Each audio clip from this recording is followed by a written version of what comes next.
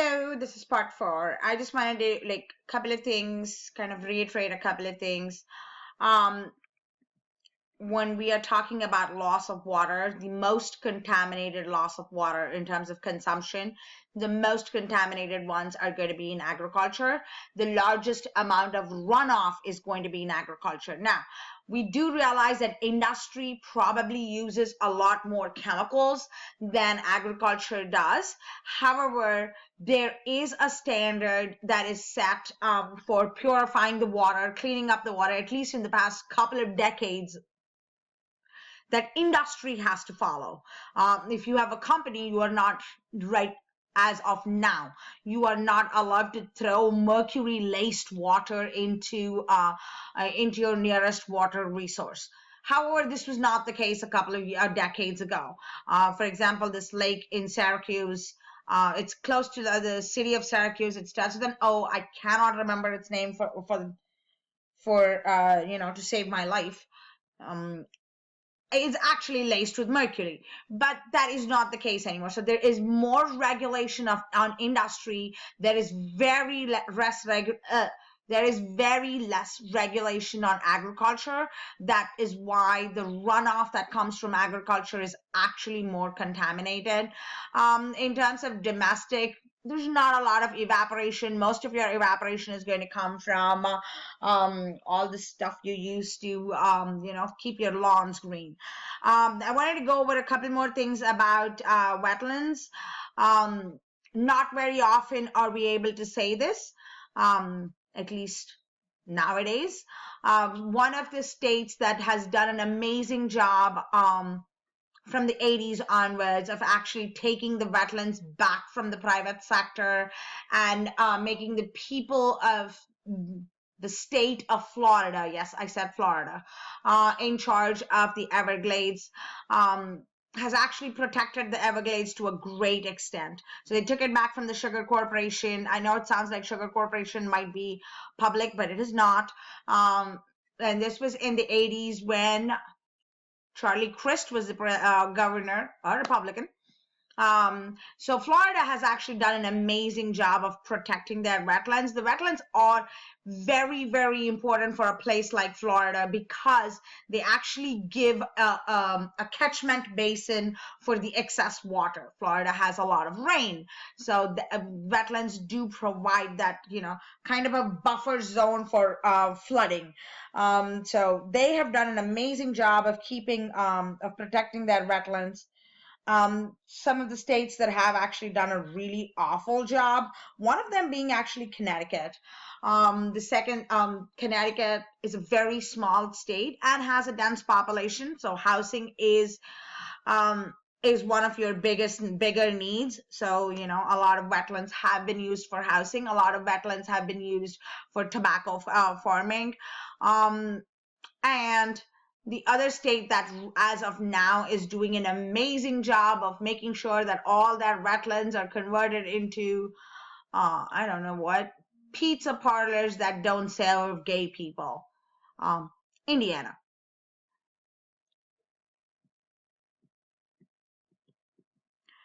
So coming back to the next part of it, agriculture uses most of the water agriculture is a very labor intense and water intense kind of occupation. As this says, the worldwide agriculture claims about 2/3 of the total water withdrawal and 85% of the consumption. 85% of the runoff and wastage of water comes from agriculture. Examples like this example, you will definitely see a few questions about the Aral Sea. You'll see a couple of questions about the Aral Sea and also ask you to draw parallels with Salton Sea, which is in California. Aral Sea is, this is kind of in the old USSR area, Kazakhstan. It's kind of in Kazakhstan, that region, I don't know, Eastern European region. It used to be one of the 4th largest inland water body. That means it was, almost like a lake kind of thing.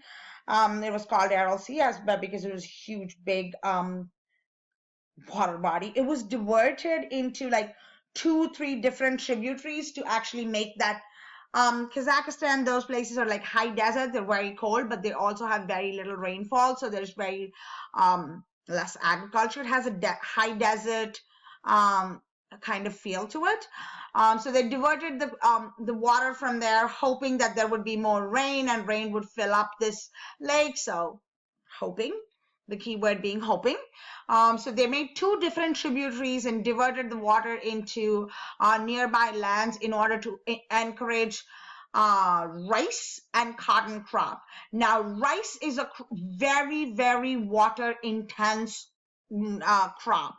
That is one of the reasons why rice is actually grown in places like China and India, where they do have a lot of water.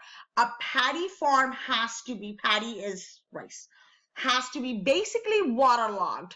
Wetlands are great places to grow rice. A high desert is not.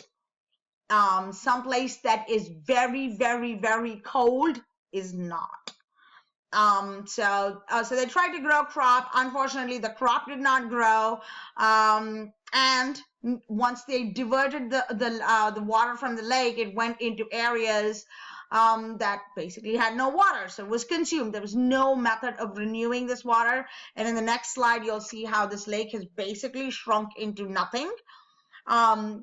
In the process of trying to develop an agriculture base, they actually lost a ton of fishing that used to happen in the Aral Sea. So as you can see, that is really sad.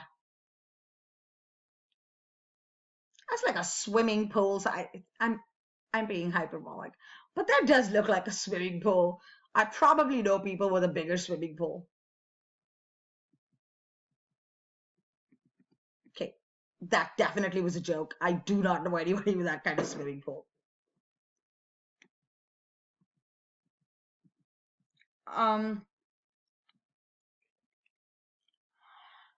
We have talked about this in the previous slides, is that agriculture accounts for 2/3 of water withdrawal. For example, in California, you all have heard of the great crop that is almonds. And I don't know how many of you are aware of Michael Burr. He was one of the chief architects of the CDO program. Housing market, the housing crash that happened.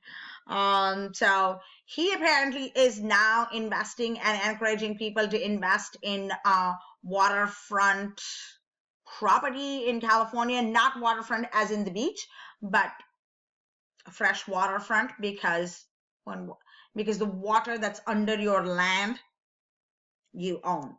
So it is also a very inefficient form of usage of the water. More than half of the water is lost through evaporation because you water your plants. There's the sun always. They do have to. Now, this is a very interesting method of agriculture. This is usually used in slightly like arid kind of places, desert kind of places. What they would do is flood the soil. Because the soil becomes very alkaline, there's large amount of salt deposits in it. So they flood the soil and let the water run off into a nearby stream.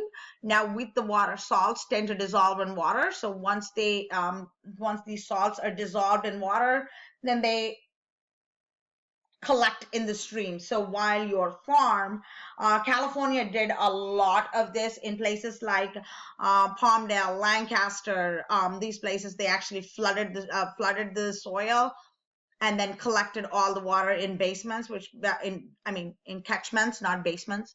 But the problem is if the water is running into a natural stream, so is the salt. And as the water evaporates, the stream gets saltier and saltier. However, the animals and the plants and everything else that lives in that stream is not used to that kind of salinity. So you kind of end up killing everything. So it's not a eutrophication that takes place, but what's the O word? I forget. Oligotrophic. I forget the word. It starts with no. The other thing right now most places use is they have these sprinklers where there's a spray of water coming up. They spread in a large, they have kind of a wonderful spread. Everybody has a sprinkler the system in their house. But there is also, because the water is such a fine mist coming out, there's also a higher evaporation rate just because the surface area of each molecule of water, each droplet of water is greater. They tend to evaporate faster. One of the things that they use is drip irrigation. In a lot of places, they're trying to use drip irrigation, which is like these lines, pipelines that go through the roots, and there are little holes in the pipeline, and they drop water directly to the roots. Remember, plants take in water through the roots.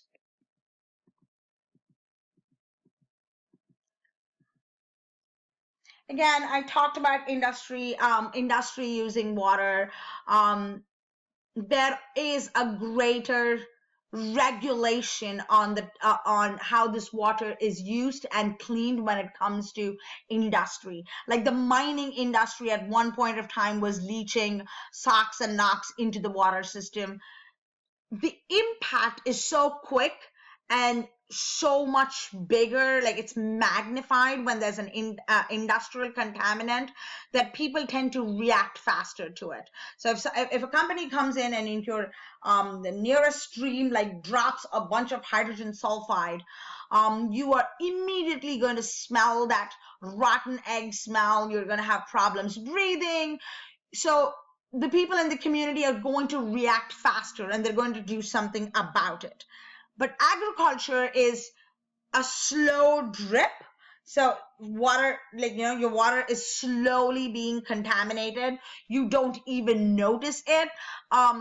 It's that weird analogy of the frog you put the frog in cold water and you start boiling it slow, start heating up the water, he's gonna die. But if you put the frog in hot water, he's gonna jump out. Industrial waste, the contamination is so overwhelming that it actually catches your attention, and people are willing to do something about it. That is why there is more regulation when it comes to industry than when it comes to agriculture. Also, remember, small organic farmers and small, farm to table kind of people, small farms that we all encourage people to buy, locavores. Isn't that what they're called? Locavores, people who eat locally. You tend to contribute more to the problem of agricultural waste, because when you have large corporate farms, there is a better chance that they can be regulated, and they can the runoff can be regulated. They have to follow certain rules. They can invest in cleaning up the water. They can invest in drip irrigation. But a small farm cannot do that kind of investment. So when you write your essays in terms of the benefits of large industrial farms and versus small farms, also remember that there is a downside to this. The downside is when it comes to regulation, when it comes to cleaning up the environment, when it comes to waste management, disposal of toxins, hazardous material, small farms, mom and pop farms, and mom and pop factories are all at a distinct disadvantage because everything costs money. Typical household usage. Oh, that's interesting. 13.7 is lost in leaks. So I guess that's something you can do to save water. Don't take really, really long showers. Yeah, but then they're fun. Don't sit on the toilet and read a whole book. Faucets. Shut off your faucet when you're brushing your teeth. You'll actually save a ton of water doing that. So, your water doesn't have to keep running as you're brushing your teeth. You would save a lot of water. Laundry. I'm not an expert on laundry. Some of you don't. Some of you know it. Some of you don't. I suck at laundry, so I'm not even going to talk about it. Bats is 1.7.